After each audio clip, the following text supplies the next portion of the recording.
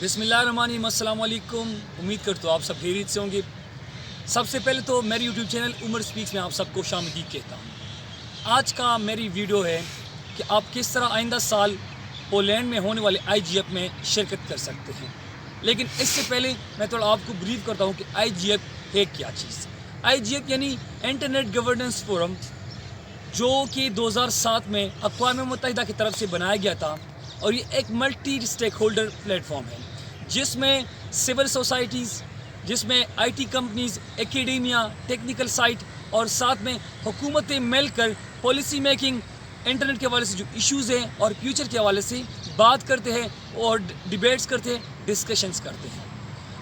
सबसे पहले जो IGF है ये 2007 में ब्राज़ील में मुनक्किद हुआ था, जबकि लास्ट ईयर 2019 में ये फेस टू फेस जर्मनी में मुनक्किद हुआ। इस साल ये पोलैंड में होना था, लेकिन कोविड-19 की वजह से ये वर्चुअल हो गया और ये अब आइंदा साल दोबारा पोलैंड में मुनक्किद होगा।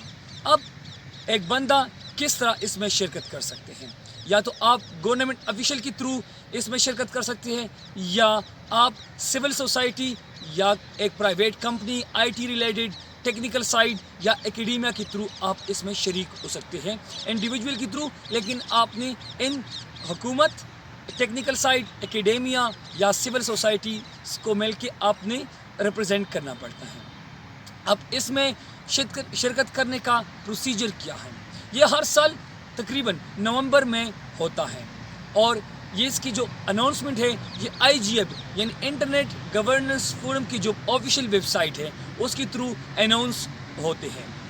और IGF में हर साल तकरीबन 200 सेशंस होते हैं और इसमें दुनिया के मुख्तलिफ ममालिक से 2500 लोग शिरकत करते हैं। अब सितंबर में मोस्टली इसके अनाउंसमेंट IGF की वेबसाइट के थ्रू होते हैं और आपने वहाँ पे जाके उसकी वेबसाइट पे लॉगिन करना पड़ता है। आपने अपने लिए एक अकाउंट बनवाना पड़ता है और वही जाके आपने बेसिक जो डिटेल्स है वो पुट करने पड़ते हैं और इसके ज़रिए आपका एप्लीकेशन सबमिट हो जाता है।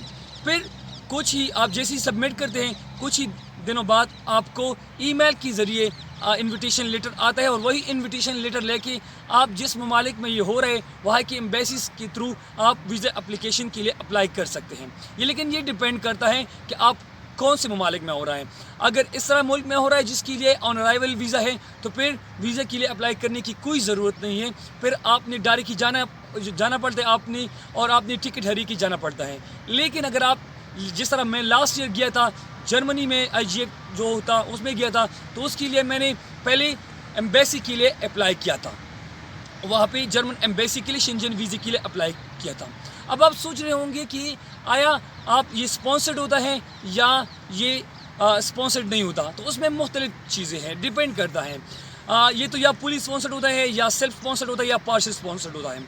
अगर पुलिस स्पॉन्सर्ड के लिए आप अप्लाई करना चाहते हैं तो आप तकरीबन इवेंट से 6 हफ्ते पहले IGF की ही वेबसाइट पे के ज़रिए आप फाइनेंशियल असेसमेंट के लिए आप अप्लाई कर सकते हैं, जिसमें होता है इस तरह कि आपको अकोमोडेशन भी दे देते हैं, साथ में आपको इंटरनल ट्रांसपोर्टेशन भी देते हैं और एयर टिकट यानी जो जाने की एक्सपेंस है वो भी आपको दे सकते हैं। अगर आपको यूनाइटेड नेशंस की तरफ से फुली स्पॉन्सरशिप मिल जाती है तो उसमें इंटरनल अकोमोडेशन भी शामिल होता है, इंटरनल ट्रांसपोर्टेशन भी शामिल होता है और साथ में आने जाने का आप जो एयर एक्सपेंसेस होते हैं वो भी शामिल होते हैं।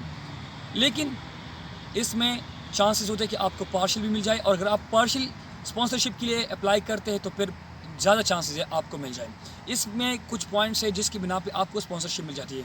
आपका ताल्लुक एक डेवलपिंग कंट्री से है, आपने पहली दफ़ा जो अप्लाई किया था स्पॉन्सरशिप के लिए और आपसे जो प्रोग्रेस रिपोर्ट मांगी थी आपने सबमिट की है, और साथ में आपका ताल्लुक एक ऐसी कंपनी से है जो IT रिलेटेड है, तो फिर आपको ज़्यादा चांसेस है कि आपको मिल जाए। लेकिन इसमें ये बात याद रखनी चाहिए कि पहली पाइये की बुनियाद पे आपको स्पॉन्सरशिप लेना पड़ता है। तो जैसी आप स्पॉन्सरशिप की अनाउंस होती है आपने फ़ौरन ही इसके लिए अप्लाई करना पड़ता है।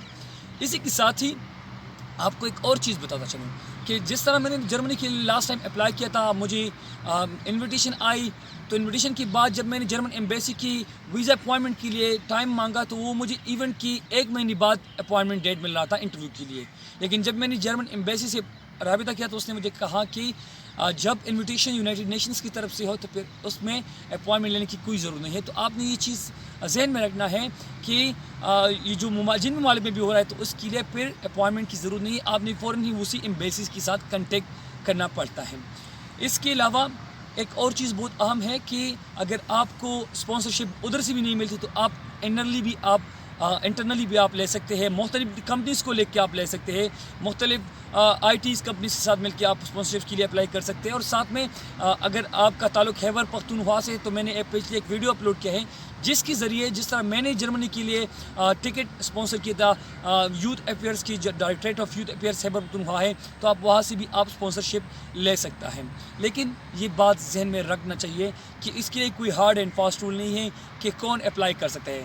آپ ایک سول پرسن ہیں, آپ کا تعلق کسی بھی فیلڈ سے ہے, آپ جرنلسٹ ہے, آپ سوشل ورکر ہے, آپ کا تعلق آئی ٹی ریلیٹڈ کمپنی سے ہے, آپ کا تعلق آئی ٹی ڈپارٹمنٹ سے ہے, آپ آئی ٹی اسٹوڈنٹ ہو یا نہ ہو, لا اسٹوڈنٹ ہو, پولیٹیکل سائنس کا اسٹوڈنٹ, آپ کامن ایک انٹرنیٹ یوزر ہے تو آپ اس کے لیے اپلائی کر سکتے ہیں. اور یہ بہت بڑی اپرچونٹی ہے کہ آپ جا سکتے ہیں, آپ دنیا میں کوئی مختلف ممالک سے آئے ہوئے 2500 لوگوں کے ساتھ مل کے بات کر سکتے ہیں. اور بہت زبردست ایونٹ ہوتا ہے. آپ کو پتہ ہے کہ اس میں گوگل آتے ہیں, فیس بک والے آتے ہیں, اس کا ایک بوتھ ہوتا ہے اور بہت زبردست طریقہ ہوتا ہے.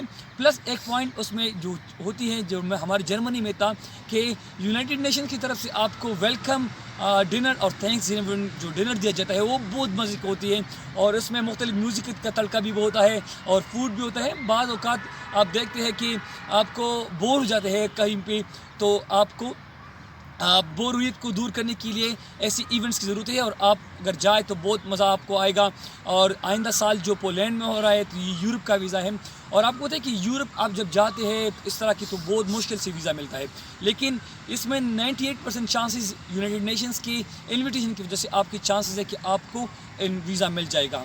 تو انشاءاللہ العزیز نیکسٹ جو نومبر میں پولینڈ میں ہوگا اس کے لیے ابھی سے آپ ہوم ورک کریں اور ذہن سازی کریں کہ پولینڈ میں آپ کس طرح پارٹیسپیٹ کر سکتے ہیں, وہ آپ کو کس طرح ہیلپ کر سکتے ہیں, آپ کس طرح انٹرنیٹ ریلیٹڈ ایشوز کو اجاگر کر سکتے ہیں, آپ کس طرح انٹرنیٹ کو مور پروڈکٹیو, سیف اور سائبر ایشوز سے ہٹ کے بنا سکتے ہیں, کیونکہ سائبر ایشوز بہت بڑا اہم مسئلہ ہے آج کل کی پوری دنیا فیس کر رہے ہیں. تو آپ اس کے حوالے سے کس طرح آپ کے آئیڈیاز, آپ کے انوویشنز لا سکتے ہیں. تو don't miss up opportunity, next year جو پولینڈ میں ہو رہا ہے اس کے لیے ضرور اپلائی کریں اور اس چیز کو یوٹیلائز کریں. Thank you for watching this video. Like it, share with your friends, and don't forget to subscribe my channel and hit the bell icon for more updates and informative videos. Thank you once again.